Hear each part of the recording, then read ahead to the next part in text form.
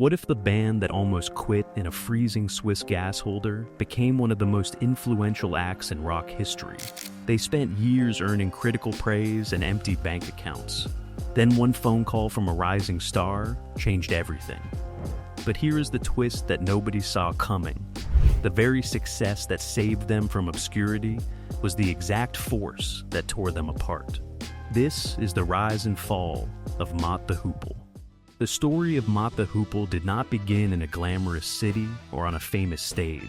It began in the English Midlands in the mid-1960s, where a group of determined, working-class musicians spent years honing their craft in near-total obscurity.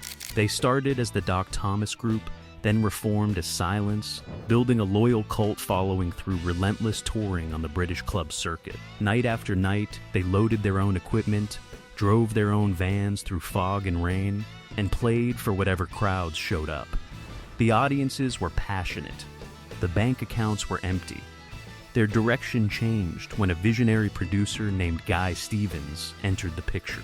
Stevens had reportedly read a novel called Mott the Hoople while serving time in prison, and he loved the name so much he insisted on using it for the band. He also demanded a new frontman. An advertisement in Melody Maker drew in a 30-year-old father of two named Ian Hunter. With his rasping, Dylan-esque vocals and permanent dark sunglasses, Hunter gave the band the dangerous, poetic focal point Stevens had envisioned. Before we continue, don't forget to like and subscribe to the channel. The classic lineup was now complete. Hunter on vocals, Mick Ralphs on guitar, Verdon Allen on organ, Pete Over and Watts on bass, and Dale Griffin on drums. They signed with a major label and released 4 albums between 1969 and 1971. The critics loved them. The public largely ignored them. Their live performances were another matter entirely. On July 8, 1971, they performed at London's Royal Albert Hall. The crowd in the upper tiers stamped and jumped with such violence that damage was later reported in the venue. In Mott the Hoople's world, that was just a Tuesday night, but chaos and critical praise could not pay the bills. By early 1972, the band was deeply in debt, physically exhausted, and losing faith in their future. The final breaking point came during a short European tour in March 1972. They were booked in Zurich at a converted former gas holder with abysmal acoustics and a sparse, unresponsive audience. The cold, echoey building felt like a metaphor for everything that had gone wrong. That night, the frustrations of years of poverty boiled over into an actual physical fight on stage between band members. Keyboardist Verdon Allen later recalled looking around that cold space and feeling a profound sense of hopelessness. On the journey back to London, the band held a somber meeting and voted to disband. To fulfill their remaining obligations, they were forced to embark on a humiliating package tour alongside a variety comedian, jugglers, a knife thrower, and a performing dog. For a band that had brought the house down in their own way, it was the final indignity. They believed their dream had ended in failure. They were wrong. Just as the members of Mott the Hoople were mentally preparing for ordinary daytime employment, the telephone rang. The call came from David Bowie, who had been a passionate fan for years and refused to let them disappear. The connection started unexpectedly. Bowie had heard that Mott was on the verge of breaking up, and he reached out to see whether they would reconsider. He wanted to know if there was any way to keep them together long enough to make a record. Bowie arranged a meeting at his management's offices on Regent Street in London. He arrived in a bright blue jumpsuit, carrying a color-coordinated blue 12-string acoustic guitar, and sat cross-legged on the office floor. He played them a song he had first written for himself, but decided to offer them, Suffragette City. The band listened politely, then turned it down. It was not quite right for them. Bowie did not blink. He reached back into his creative reserves and played them something he felt could save them. Pete Watts recalled that even before Bowie had finished all the lyrics, the sheer power of the chorus left him completely blown away. Ian Hunter described a cold chill running straight down his spine, the immediate physical certainty that he was hearing a career-defining hit. Drummer Dale Griffin was quietly stunned by Bowie's generosity, privately wondering why a rising star would give away something this powerful instead of keeping it for himself. The song was All the Young Dudes. They recorded it at Olympic Studios in London in May 1972, with Bowie producing. As the song reached its fade-out, Bowie felt the ending was too sparse. Hunter improvised an aggressive spoken-word monologue over the outro, inspired by an incident where he had poured a bottle of beer over a heckler at a recent gig. That spontaneous decision gave the track an edge that made it unforgettable. The song reached number 3 on the UK charts, but it nearly never got there. The original lyric referenced a prominent British department store by name. The BBC, enforcing strict regulations against commercial advertising on public airwaves, threatened to ban the song entirely, including from the hugely influential television program Top of the Pops. Hunter rushed back to the studio and overdubbed the offending line. The song was saved. Bowie's management also worked behind the scenes to extract the band from their existing contract and secure a new, far more favorable deal with a major label. Suddenly, Mott the Hoople had a hit single, a powerful new ally, and a renewed sense of purpose. The band that had been planning to quit was now standing at the center of the exploding glam rock movement. Everything they had dreamed about was finally happening. The transformation was swift and almost surreal. The broke, road-worn musicians who had once played alongside a performing dog were now appearing on television programs, headlining theaters on both sides of the Atlantic, and being fitted for platform boots and glitter. Between 1972 and 1974, Mott the Hoople produced some of the most compelling rock and roll of the era. Their 1973 album Mott and their 1974 follow-up, The Hoople, established them as legitimate chart contenders. Singles like All the Way from Memphis and Roll Away the Stone became defining anthems, combining the raw street energy of their early years with a new theatrical polish that fit perfectly into the glam rock moment. Ian Hunter emerged as one of rock's most charismatic frontmen. The dark sunglasses and the wild crown of curly hair became iconic. He also began documenting the alienating reality of rock stardom in a book called Diary of a Rock Star, offering fans an unflinching look at the toll that fame and constant touring were taking on the people inside the machine. During their landmark 1974 American tour, the band chose a young, ambitious British group called Queen as their support act. Night after night, a pre-famous Freddie Mercury commanded the opening slot, and the two bands developed a strong working relationship. Queen's experiences on that tour helped shape their growing sense of theatrical rock ambition, and Mott's influence can be heard in the way both bands approached drama, spectacle, and audience connection. Joe Elliott of Def Leppard later praised Mott's theatrical live performances of the complex track Marionette as an important part of their legacy, and the song remains one of the clearest examples of the band pushing glam rock into something heavier and more ambitious. The commercial zenith arrived in May 1974, when Mott the Hoople made history as the first hard rock group ever to headline a week of shows on Broadway at the Uris Theater in New York. The staging featured life-sized marionettes suspended above the band during performances. The backstage scene was a continuous, chaotic parade of rock royalty. Stories from the run describe rowdy visitors, boisterous late-night hangers-on, and the kind of disorder that followed Mott wherever they went. During this period, the band's reputation for wildness became almost as famous as the music itself. Among the band's devoted fan base were some remarkable names. Future punk icons Mick Jones of The Clash, Steve Jones of the Sex Pistols, and Morrissey of the Smiths were all active members of the official fan club. Mott the Hoople had everything they had ever wanted. The irony was that the machinery of success was already grinding away at the foundation beneath them. The collapse did not arrive all at once. It came in stages, with each departure removing another supporting beam from a structure that had never been designed to carry this much weight. The first to leave was Verdon Allen. The original keyboardist grew deeply frustrated in early 1973 as the band shifted from a democratic, working-class unit towards something more frontman-driven and fashion-conscious. He felt his original compositions were being sidelined in favor of Hunter's increasingly dominant creative vision.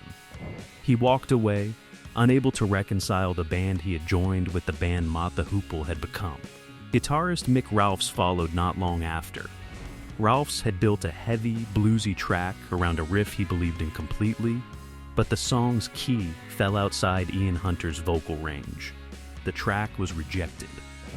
Frustrated and feeling increasingly constrained by Hunter's creative dominance, Ralphs quit in August 1973 to co-found a new band with vocalist Paul Rogers named Bad Company. He took his rejected song with him. It was called Can't Get Enough. It became the debut single for that new band and reached number 5 on the American charts, a result that proved his instincts had been entirely correct all along. For those still inside Mott, it was a difficult fact to sit with. Replacements were brought in. Guitarist Ariel Bender and pianist Morgan Fisher joined the lineup, and the hits continued. But the internal chemistry had shifted, and those who knew the band well could feel it. Then the machine that had been consuming Ian Hunter for years finally broke him. Hunter had been carrying an enormous personal burden. He was the frontman, the primary songwriter, the creative focal point, and the public face of the operation. The relentless pace of the industry demanded constant output, and the pressure to follow each success with another left no room for recovery or genuine rest. He had been writing, recording, and touring almost without pause since the Bowie intervention in 1972. In late 1974, during a promotional visit to the United States, Hunter suffered a severe physical and psychological breakdown. He collapsed during a dinner at a friend's house, his body simply refusing to continue. Medical tests revealed no permanent physical damage. His doctor urged him to stop if he could no longer bear the strain. Hunter's reply revealed everything about the trap he was in. He said he felt unable to keep going, but the pressure around him made it difficult to walk away cleanly. In a final attempt to maintain momentum, former Spiders from Mars guitarist Mick Ronson was brought in to contribute to one last studio single. The song was called Saturday Gigs, and its lyrics looked back on the entire journey, from the small British clubs of 1969 to the lights of Broadway in 1974. It was a conscious, elegiac farewell. It reached only number 41 on the UK charts. In December 1974, Ian Hunter officially left Mott the Hoople, taking Ronson with him to pursue a solo career. The band that had survived 4 failed albums, near breakup in a freezing gas holder, and years of poverty could not survive the weight of its own success. The remaining members refused to accept that the story was finished. Pete Over and Watts, Dale Griffin, and Morgan Fisher regrouped, recruited new musicians, and pressed forward. They shortened the name to simply Mott, a choice that felt like both a practical decision and a quiet acknowledgement that something essential had departed even as they refused to stop moving.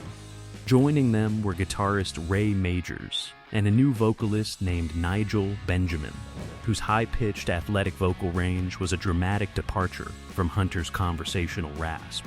Benjamin was genuinely talented, but the comparison to Hunter was unavoidable, and everyone in the room knew it from the beginning. Pete Over and Watts wrote almost the entire debut album Drive On, recorded in 1975 at a studio well removed from the London rooms that had shaped their peak years. The effort was genuine and the musicianship solid, but critics and fans felt something fundamental was missing. Watts later admitted with striking honesty that trying to write songs matching Hunter's distinctive voice and style was among the most difficult things he had ever attempted. The band's identity had always been inseparable from Hunter's perspective, his sardonic wit, his working-class romanticism, and trying to replicate that from the outside proved nearly impossible. Benjamin was also deeply unhappy with the finished record. Without his consent, producers had sped up the tape of his vocal tracks during mixing, making his voice sound unnaturally thin and shrill on the final product. Drive On made only a modest impression, but it was at least proof of residual loyalty. Their follow-up, Shouting and Pointing, recorded in 1976, failed to make a significant chart impact on either side of the Atlantic. The label dropped them shortly after its release. Benjamin departed. The original dream had quietly ended. The remaining members made one final effort under a new name, the British Lions, recording 2 overlooked albums before finally disbanding for good in 1979. One footnote worth noting, Benjamin went on to work with other musicians in the early hard rock and metal scene, carrying a small trace of Mott's legacy into the next decade. Decades after the glitter faded and the theaters went quiet, the world began to fully understand what Mott the Hoople had actually meant. The bands that came after them made the case loudly and often. Queen, who had shared the Uris Theater bill with Mott in 1974, carried the torch of theatrical rock ambition into the stadium era. Def Leppard's Joe Elliott became one of the band's most passionate public advocates, eventually forming a separate project dedicated entirely to performing and recording Mott-related material. Elliott visited bass player Pete Overend Watts at his home and found the towering platform boots from the 1974 Broadway run nailed permanently to his living room wall. The punk movement, which seemed on the surface to reject everything glam rock represented, owed Mott a specific and openly acknowledged debt. Mick Jones of The Clash and Steve Jones of the Sex Pistols had both been devoted fan club members. The raw, working-class directness of Mott's early material, the sense of a band playing for ordinary people against an indifferent industry, resonated deeply with the architects of punk. The Smiths' Morrissey, a former fan club member himself, cited Mott's emotional honesty as a formative influence on his own songwriting. In April 1992, a moment of genuine, unrepeatable rock history took place at a massive tribute concert at Wembley Stadium. Ian Hunter, David Bowie, and Mick Ronson stood together on that stage with surviving members of Queen to perform All the Young Dudes before a crowd of 72,000 people. It was one of the last times Ronson would perform publicly. He passed away from cancer the following year. That performance served as a beautiful, unplanned farewell to the golden age of glam rock. In 2009, and again in 2013, the classic lineup of Hunter, Ralphs, Allen, Watts, and Griffin reunited for sold-out residencies in London. By that point, drummer Dale Griffin was suffering from advanced Alzheimer's disease and could not play a complete set. But the band led him on stage during the encores, where he sat at a second drum kit alongside the drummer who had taken his place and played what he could. The crowd was reduced to tears. All the Young Dudes was eventually ranked among Rolling Stone's greatest songs lists and designated one of the 500 songs that shaped rock and roll by the Rock and Roll Hall of Fame. The song David Bowie wrote in an afternoon to save a band on the verge of collapse had become a permanent, defining piece of rock history. For the generation of men who first heard Mott the Hoople from a car radio in 1972 or 1973, the legacy carries a personal weight. It proves that the music they loved in those years was not a passing fashion. It was a foundation. The band that nearly quit in a cold Swiss gas holder, that played alongside a performing dog, that got back on the road because one generous man sat cross-legged on an office floor with a guitar, helped shape the sound of everything that came after. They almost never existed. That is what makes them unforgettable. Mott the Hoople spent years fighting simply to be heard, enduring poverty, empty rooms, and the humiliation of a tour alongside a performing dog. The cruel irony of their story is that the hardest part was not the years of failure. It was surviving the sudden arrival of everything they had ever wanted. The dream came true. The brotherhood did not survive it, but the music endured everything. Do you think Mott the Hoople could have stayed together if Ian Hunter hadn't left? Or was their eventual breakup completely inevitable once the pressures of global success finally arrived? Let us know in the comments, and don't forget to like and subscribe for more stories from rock's greatest era.